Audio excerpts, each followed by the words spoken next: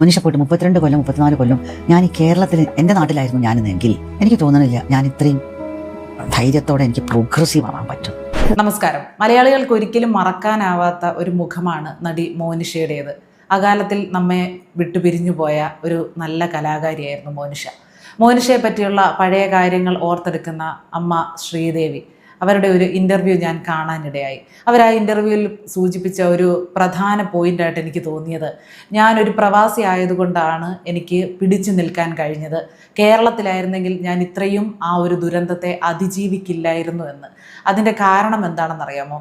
ഒരാൾ മരിച്ചു കഴിഞ്ഞാൽ, നമുക്ക് ഏറ്റവും വേണ്ടപ്പെട്ട ഒരാൾ മരണപ്പെട്ടു കഴിഞ്ഞാൽ നമ്മളെല്ലാവരും വീട്ടിൽ തന്നെ ഒതുങ്ങിയിരിക്കണം, പുറം ലോകത്തേക്ക് ഇറങ്ങരുത്.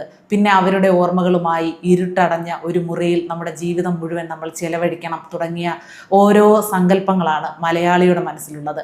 അതിന് വിപരീതമായിട്ട് അവരെന്തെങ്കിലും കണ്ടാൽ, എന്തെങ്കിലും നമ്മൾ അതിന് വിപരീതമായി പ്രവർത്തിച്ചാൽ ആർക്കും അത് ഉൾക്കൊള്ളാൻ സാധിക്കില്ല. നമ്മുടെ ബന്ധുക്കൾക്കും നമ്മുടെ സുഹൃത്തുക്കൾക്കും അടക്കം അത് ഉൾക്കൊള്ളാൻ സാധിക്കില്ല. എൻ്റെ നാട്ടിനെ എനിക്കിഷ്ടം, പക്ഷെ എനിക്ക് തോന്നുന്നില്ല ഞാൻ കേരളത്തിലായിരുന്നെങ്കിൽ ഇങ്ങനെ സർവൈവ് ചെയ്യും. പല കാര്യങ്ങളിലും പുരോഗമന ചിന്താഗതി മലയാളികൾക്കുണ്ടെന്ന് പറയുമ്പോഴും ഇത്തരം ചില കാര്യങ്ങളിൽ വളരെ സെൻസിറ്റീവാണ് ഇപ്പോഴും.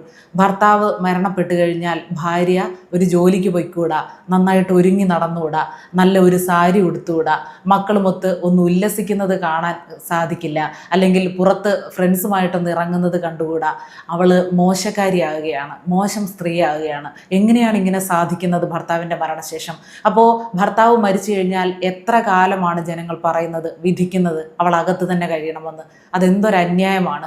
ഒരാൾ മരിക്കുന്നതോടുകൂടി അയാളെ ചുറ്റിപ്പറ്റി ജീവിക്കുന്ന എല്ലാവരുടെയും ജീവിതം തീരുകയാണോ? അവർക്കിനിയും ജീവിതം ബാക്കിയില്ലേ? സ്വപ്നങ്ങളും ആഗ്രഹങ്ങളും ബാക്കിയില്ലേ? ഒരുപക്ഷെ അവരെ വിട്ടുപിരിഞ്ഞ ആളുകളുടെ തന്നെ ഒരുപാട് പൂർത്തിയാകാനാകാതെ പോയ സ്വപ്നങ്ങൾ ഇവർക്ക് പൂർത്തിയാക്കേണ്ടതായിട്ടില്ലേ? അപ്പോൾ ഈ ഒരു പോയിന്റിനെ കുറിച്ചാണ് മോനിഷയുടെ അമ്മ ശ്രീമതി ശ്രീദേവി സംസാരിക്കുന്നത്.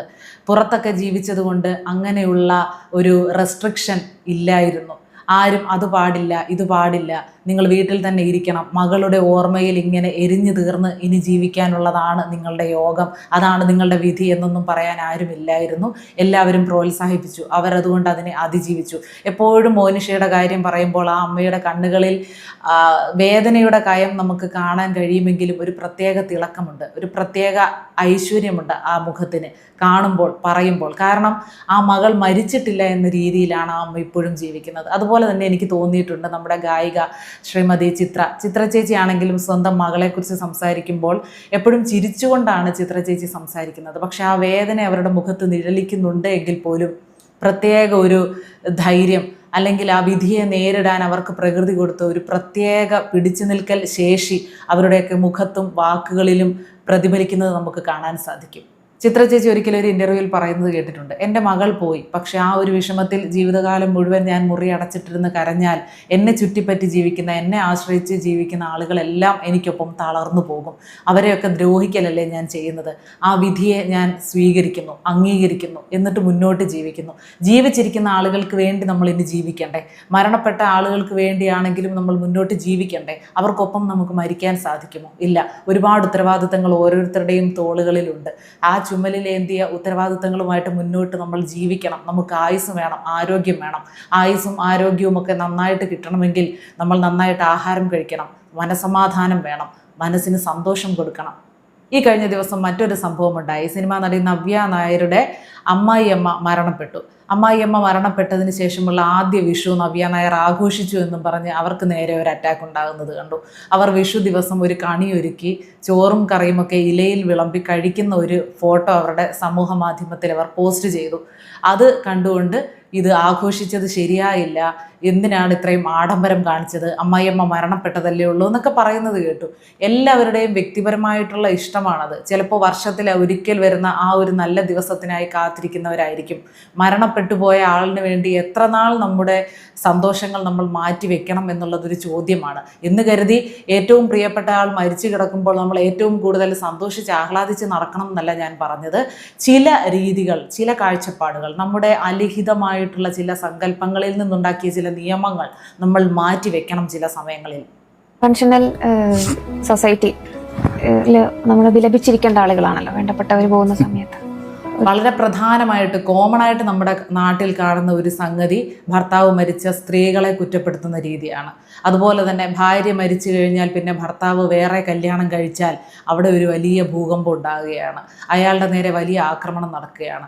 ഭാര്യ മരിക്കാൻ നോക്കിയിരുന്നു അടുത്ത പെണ്ണിനെ കെട്ടാൻ വേണ്ടി, ഇനി അവളെ കെട്ടി അവൾ ലോകമായി മാറും, ആദ്യ വിവാഹത്തിലുണ്ടായ മക്കളെ നോക്കില്ല, തുടങ്ങി നെഗറ്റീവായിട്ടുള്ള കാര്യങ്ങളിലേക്ക് മാത്രമായിരിക്കും ചിന്ത പോകുന്നത്. ഒരുപക്ഷെ വളരെ ചെറുപ്പത്തിൽ തന്നെ ആയിരിക്കും ഭാര്യ മരണപ്പെട്ടു പോകുന്നത്. അയാളുടെ നല്ലൊരു ജീവിതം ബാക്കി കിടക്കുകയാണ്. അയാൾക്ക് മക്കളുണ്ടെങ്കിൽ അവർക്കും അമ്മയില്ലാത്തൊരവസ്ഥയാണ്. ആ ഒരു സമയത്ത് മറ്റൊരു വിവാഹത്തെക്കുറിച്ച് എല്ലാം ഒത്തുവരികയാണെങ്കിൽ, മനസ്സിന് ചേരുന്ന പോലെ യോജിച്ച ഒരു പങ്കാളി വരികയാണെങ്കിൽ അതിനെ തിരഞ്ഞെടുക്കാനുള്ള സപ്പോർട്ടാണ് ഫ്രണ്ട്സും വീട്ടുകാരും നാട്ടുകാരും അവരെ അറിയാവുന്നവരും എല്ലാം കൊടുക്കേണ്ടത്. അതിന് പകരം പിന്നോട്ട് വലിക്കുകയല്ല ചെയ്യേണ്ടത്. മരണപ്പെട്ടു പോകുന്നവർക്ക് വേണ്ടി നമുക്ക് എന്താണ് ഈ ജീവിച്ചിരിക്കുന്നവർക്ക് ചെയ്യാൻ കഴിയുക എന്നത് എല്ലാവരുടെയും ഒരു ചോദ്യമാണ്, പലരുടെയും ഒരു സംശയമാണ്. അവർക്ക് വേണ്ടി എന്ത് ചെയ്താൽ മതിയാകും, എന്ത് ചെയ്താൽ അവരുടെ ഓർമ്മകൾ നിലനിർത്താം, അല്ലെങ്കിൽ അവർ ജീവിച്ചിരിക്കുന്നത് പോലെ നമുക്ക് എങ്ങനെ തോന്നാം. നമുക്കെല്ലാവർക്കും ഏറ്റവും പ്രിയപ്പെട്ട ആരെങ്കിലുമൊക്കെ മരണപ്പെട്ടിട്ടുണ്ടായിരിക്കും. നമ്മളൊന്ന് ചിന്തിച്ച് നോക്കിയാൽ അവർ മരണപ്പെട്ടു എന്ന് നമ്മൾ ബോധപൂർവം ചിന്തിക്കുമ്പോഴായിരിക്കും മരിച്ചു എന്നുള്ള യാഥാർത്ഥ്യത്തെ നമ്മൾ ഉൾക്കൊള്ളുന്നത്. അല്ലാത്തിടത്തോളം കാലം ഇപ്പോഴും ഉണ്ട്, അവരെവിടെയോ ഉണ്ട് എന്ന് നമ്മൾ വിശ്വസിച്ച് പോകും. ആ രീതിയിലാണ് അവരുമായിട്ടുള്ള ബന്ധം നമ്മുടെ ഓർമ്മകളിൽ നിലനിൽക്കുന്നത്. അതിനെ അങ്ങനെ തന്നെ വെക്കണമെങ്കിൽ അവർക്ക് ഏറ്റവും പ്രിയപ്പെട്ട കാര്യങ്ങൾ എന്തായിരുന്നു, നമ്മൾ ഏറ്റവും കൂടുതൽ ചെയ്യണമെന്ന് അവർ വിചാരിച്ച, അവർ ശാഠ്യം പിടിച്ചിരുന്ന കാര്യങ്ങൾ എന്തായിരുന്നു, അതൊക്കെ ചെയ്യുക. ഓർമ്മകളിലാണ് മനുഷ്യർ ജീവിക്കുന്നത്, അല്ലേ? അവർ ജീവിച്ചിരുന്ന സമയത്ത് പോലും ഒരുപക്ഷെ എന്നും നമ്മുടെ ഒപ്പം ഉണ്ടായിരുന്നില്ല, എന്നും കാണുന്ന ആളുകളായിരിക്കണമെന്നില്ല ഈ മരണപ്പെട്ടു പോകുന്നത്. എവിടെയോ ആയിരുന്നായിരിക്കും. അപ്പോഴും ആ ഓർമ്മകളിൽ അല്ലെങ്കിൽ ഒരു ശബ്ദം കൊണ്ടുള്ള ബന്ധത്തിലൊക്കെ ആയിരിക്കും ആ സ്നേഹബന്ധം നമ്മൾ ഊട്ടി ഉറപ്പിച്ചിരുന്നത്. അതുപോലെ അവർ മരണപ്പെട്ട് കഴിഞ്ഞതിന് ശേഷവും നമുക്ക് അവരുടെ ഓർമ്മകളിൽ ജീവിക്കാൻ സാധിക്കും. സാധാരണ മരിച്ചവരുടെ ഫോട്ടോ പോലും വീടുകളിൽ തൂക്കരുത് എന്ന് പറയും. അതിൻ്റെ ആവശ്യമില്ല.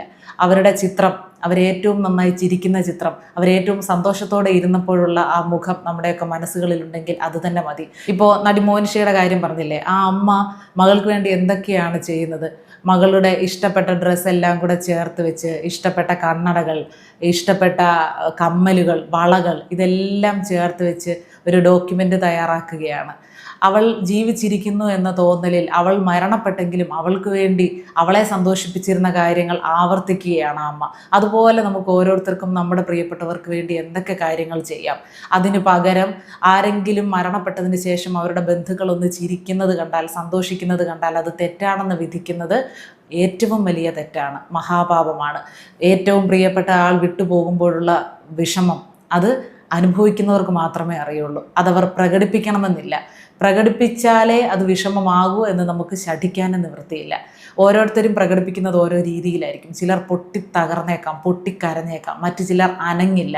ഒരു തുള്ളി കണ്ണുനീര് പോലും ഒരുപക്ഷെ അവരുടെ കണ്ണിൽ നിന്ന് വരില്ല. ഉള്ളിൽ ഓരോ നിമിഷവും നീറുകയായിരിക്കും. അതുകൊണ്ട് ഒരാളുടെ വേദനയുടെ കാഠിന്യം, വേർപാടിൻ്റെ ദുഃഖം, അതിൻ്റെ കാഠിന്യമൊക്കെ അളക്കാനുള്ള ഉപകരണങ്ങളൊന്നും നമ്മുടെ കയ്യിലില്ല. അതിനാരും തുനിയുകയും വേണ്ട. നമ്മുടെ സന്തോഷം എല്ലാവരുമായിട്ട് പങ്കിടാനുള്ളതാണ്. പക്ഷേ ചില ദുഃഖങ്ങൾ അത് സ്വകാര്യമായിരിക്കും. അത് നമ്മൾക്ക് മാത്രമേ അനുഭവിക്കാൻ കഴിയുകയുള്ളൂ. അതിൻ്റെ തീവ്രത നമുക്ക് മാത്രമേ അറിയാൻ പാടുള്ളൂ. അതുകൊണ്ട് ആരും അതിനെ അളക്കാൻ പോകാതിരിക്കുക. എന്താണ് മരണപ്പെട്ടവരുടെ ഓർമ്മയ്ക്കായി അല്ലെങ്കിൽ അവരെ മറക്കാതിരിക്കാൻ വേണ്ടി നിങ്ങൾ എന്താണ് ചെയ്യുന്നത്? നിങ്ങളുടെ ഒരു ചിന്താഗതി എന്താണ്? ഒരാൾ മരണപ്പെടുന്നതോടുകൂടി ആ പ്രിയപ്പെട്ടവരുടെ സന്തോഷം അവിടെ തീരുകയാണെന്നാണോ? ജീവിതം ബാക്കിയുണ്ടെന്നാണോ? എന്താണ് നിങ്ങളുടെ അഭിപ്രായം? നിങ്ങളുടെ പ്രിയപ്പെട്ടവരെക്കുറിച്ചുള്ള സ്മരണകൾ ഒന്ന് അയവിറക്കാൻ നമ്മുടെ കമൻറ്റ് ബോക്സ് പ്രയോജനപ്പെടുമെങ്കിൽ പ്രയോജനപ്പെടട്ടെ.